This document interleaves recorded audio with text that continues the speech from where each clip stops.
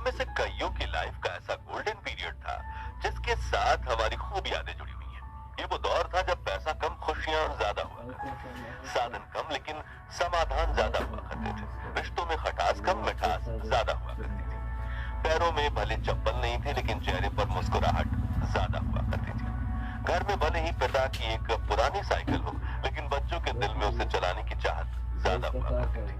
कहते हैं कि गुजरा जमाना लौट कर नहीं आता, लेकिन हम कुछ पलों के लिए समय में पीछे जाकर उस जमाने की यादों को जरूर जी सकते हैं। और आज के इस खास वीडियो में हम आपको ले चलेंगे 90 के दशक के उस दौर में जिसे देख आपके बचपन की यादें ताजा हो जाएंगी, आंखों में खुशी के आंसू भर जाएंगे और दिल कहेगा वो दिन भी क्या दिन थे। तो चलिए चलते हैं इस सुहाने सफर पर। आपको याद है उस वक्त माँ ईंट और मिट्टी से बने चूल्हे पर आग जलाकर खाना बनाया करती थी और शाम होते ही बच्चे खाने का इंतजार करते हुए माँ के साथ आंगन में बैठ जाते। चूल्हा जलाने के लिए खेत से पतली सूखी लकड़ियां तोड़कर लाई जाती थी और जिसके घर में गाय भैंस हुआ करती थी वो उनके गोबर के उपले या थेपड़ी बनाकर उन्हें सुखाते थे, फिर चूल्हा जलाने के लिए उनका इस्तेमाल होता था। और जिसके घर गाय भैंस नहीं होती थी वो पड़ोस से या मार्केट से 1 रुपए के 2 दर्जन गोबर के उपले खरीद कर लाते थे, फिर माँ फूंक फूंक कर चूल्हा जलाने की कोशिश करती थी और जब वो जल जाता था तो बच्चों की खुशी का ठिकाना ही नहीं रहता। वहीं जब सब्जी मंडी जाने का मौका मिलता था तो वहाँ दुकानदारों को कोयले से जलने वाले चूल्हे पर पकौड़े, समोसे और कचौड़ी बनाते देख मुंह में जाता था। और सामान के लिए मिले पैसों से कुछ पैसे बचा के हम नाश्ता खाने में खुद को रोक नहीं पाते थे। उस समय ना वॉशिंग मशीन होती थी, ना ज्यादातर घरों में पानी के नल। तभी घर की बेटियां कुएं से बाल्टी भर के पानी ले आती और थापी से पीट पीट कर कपड़े धोया करती थी, जबकि कुछ लोग कपड़े लेकर नदी के किनारे बने घाटों में चले जाते थे और वहीं कपड़े धोकर नहा भी लेते थे। आजकल तो लगभग सभी के पास पक्के मकान है, लेकिन उस दौर में गांव में सिर्फ एक आधा लोगों के पास ही पक्के के मकान हुआ करते थे, बाकी गांव के पास मिट्टी से बने हुए कच्चे घर हुआ करते थे। और आपको बता दूं कि जब दीपावली का त्योहार आता था तो लोग अपने इन्हीं घरों की मिट्टी और गाय के गोबर से लीपा पोती किया करते और इसे काफी शुभ माना जाता। लोगों के घरों की दीवारें आला या ताक कहे जाने वाले ऐसे स्थान जरूर दिख जाते थे जहाँ छोटी चीजें बहुत रखी जाती थी। घर की चाबियां और शाम को जलाने वाले दिए इसी पर रखे जाते थे, लेकिन अब नए घरों में इनकी जगह ड्रेसिंग टेबल या डिजाइनर अलमारियों ने ले ली है। तस्वीरों में दिख रही ये चिड़िया उन दिनों खूब दिखा करती थी, लेकिन आज ये विलुप्त होने की कगार पर पहुंच गई है। आपने इस चिड़िया को आखिरी बार कब देखा था और इसके मधुर ध्वनि का दीदार किया था? कमेंट्स में बताइए। याद है रोज शाम होते ही सभी दोस्त गली के नुक्कड़ पर मिला करते थे और खूब हंसी मजाक किया करते थे। इसे लेकर किसी ने क्या खूब कहा है कि उस दौर में सहजता थी, सादगी थी, बंदगी थी।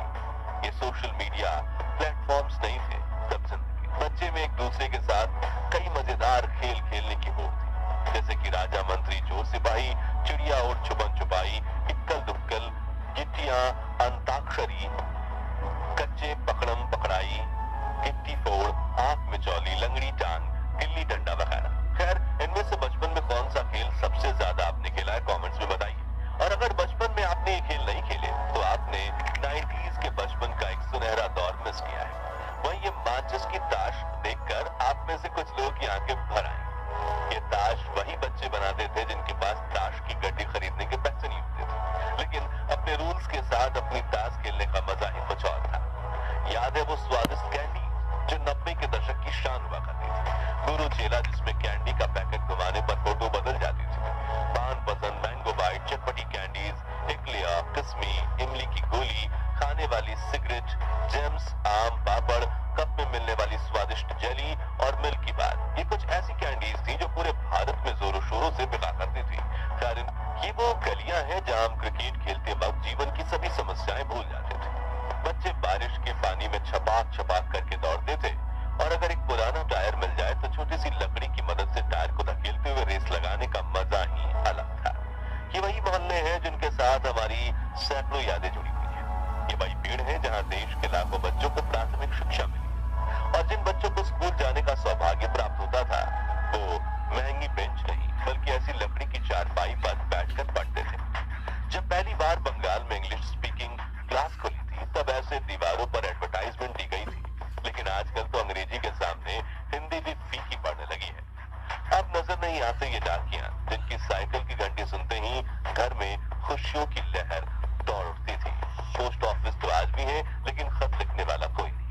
याद है, गांव से शहर गए लोग जब परिवार को एसटीडी पीसीओ पर फोन किया करते थे तो पूरे गांव में खुशहाली फैल जाती थी। प्रेमी प्रेमिका तय किए गए समय पर एसटीडी बूथ के पास बैठकर एक दूसरे को फोन लगाने की राह देखते थे और सिक्के खत न उसलिए बात करने से ज्यादा ध्यान सेकंड्स पर होता था। लेकिन यार, मजा बहुत आता था। ये वो दौर था जब कांच की बोतल में तेल और रस्सी डालकर घंटों तक जलने वाली चिमनी बनाई जाती थी और रात को लाइट जाने पर इसे जलाकर घर वालों के साथ खाना खाया जाता था। याद है, उस वक्त हमारी दादी नानी सिलबट्टे और मूसल में ताजी सब्जियों को पीसकर स्वादिष्ट चटनी बनाया करती थी। आटा पीसने के लिए घर पर ही दो पत्थर वाली घटी यानी चक्की का इस्तेमाल किया जाता था।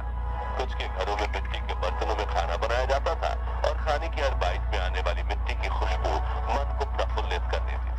बर्तन भी स्टील के नहीं थे, बल्कि लोहे, तांबे, पित्तल और कांसे के हुआ करते थे और डाइनिंग टेबल की जगह जमीन पर बैठकर हाथ से खाने का मजा ही कुछ और था। चलिए अब हमारे प्यारे राजस्थान में चलते हैं और 90 के दौर की कुछ ऐसी यादों को ताजा करते हैं जिनके बारे में शायद आजकल के बच्चे को पता तक नहीं होगा। तो उस वक्त राजस्थान के गांव में कई लोक नृत्य करने वाले समूह आया करते थे, जिनमें कुछ लोग स्वदेश में बने म्यूजिक इंस्ट्रूमेंट्स बजाया करते थे और कुछ उस मधुर धुन पर नृत्य करके गांव के बच्चे बूढ़ों का दिल मोह लिया करते थे। गांव शहरों में कठपुतली का खेल भी होता था, जिसमें कलाकार लकड़ी से बने गुड्डी गुड़ियां नचाकर खूबसूरत कला का प्रदर्शन करते थे। लेकिन समय के साथ ये कला ठंडे बस्ते में चली गई। मोबाइल फोन और वीडियो गेम्स के जमाने में बच्चे असल मनोरंजन भी भूल गए और जिन कलाकारों को कठपुतली का खेल देखने में दर्जनों लोगों की भीड़ जमा होती थी, उनकी आज कुछ दर्शकों के लिए भी आंखें तरस गई। याद है, उस वक्त ट्रांसपोर्ट के लिए ज्यादा वाहन नहीं हुआ करते थे, इसलिए कई लोग बैलगाड़ी और ऊंट की गाड़ी से सामान को यहाँ से वहां पहुंचाने का काम करते थे और रोजी रोटी देने वाले जानवर की देखभाल अपने बच्चों की तरह करते थे। 90 के दशक की गोल्डन टाइम की बात करें तो ट्रेन का जिक्र ना हो ऐसा तो हो ही नहीं सकता। उस वक्त सिर्फ कुछ लोग जहाज में सफर कर सकते थे, इसलिए देश की 99.99% जनता के लिए दूर सफर करने के लिए ट्रेन सबसे पसंदीदा साधन हुआ करती थी। एसी वाले डब्बे तो नहीं थे, लेकिन मन में सफर करने की चाहत जरूर थी, जो यात्रा को खूबसूरत बना देती थी। उस वक्त बस से सफर करने की खुशी भी कुछ कम नहीं थी। नौकरी पर जाना हो या कॉलेज, शहर में जाने के लिए बस एकमात्र सस्ता जरिया थी। सुबह सुबह बस स्टैंड पर बड़ी लाइन लग जाती थी। उस वक्त तो गाय बैल को भी सड़क पर घूमने की आजादी थी। दोस्तों, आजकल की शादी बारात में दूल्हा जितनी महंगी गाड़ी में बैठता है, उसका उतना ही ज्यादा भौकाल माना जाता है। लेकिन उस वक्त के दूल्हे सज धज कर घोड़ी चढ़ते थे और ढोल नगाड़ों के साथ बारात लेकर शादी करने जाते थे। दूल्हे के यार दोस्त तो मानो अपने दोस्त की शादी को एक त्योहार की तरह मानते थे और पूरे जोश के साथ बारात में नाचकर शादी में चार चांद लगा देते थे। कोई ज्यादा अमीर होता था तो कोई ढोल नगाड़ों के साथ बैंड भी बुलाता था, जिसमें बड़े से लाउड स्पीकर लगे होते थे और बैंड वाला गायक हर आवाज में ऐसे गाने गाता था कि बारातियों के पैर रुकने का नाम नहीं लेते थे। वहीं कुछ लोग इन लाउड स्पीकर्स का इस्तेमाल अपनी दुकान के प्रचार प्रसार में भी करते थे, जिसमें वो अपनी ही आवाज में कुछ पंक्तियां कहकर उसे कैसेट में चला देते थे। खैर दोस्तों, हमारा वो सुनहरा